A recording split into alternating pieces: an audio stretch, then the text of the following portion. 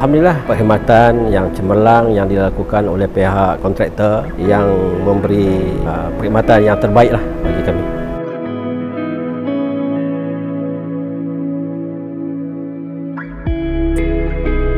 Sebenarnya beberapa quotation untuk membuat pembasuhan mihrab masjid ni kita dapatlah daripada beberapa syarikat.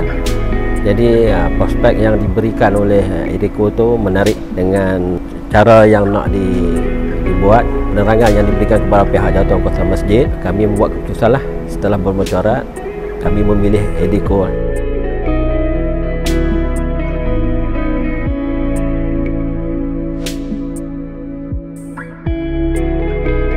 Ramailah anak jemaah kita berasa berpuas hati dengan kekemasan kerja dan kecantikan hasil kerja lah, hasil tangan di bawah kontraktor Edeko ni.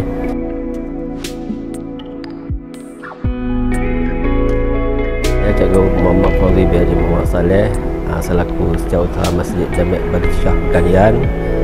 Saya tinggal di Kampung Lubuk Buai yang berhampiran dengan masjid.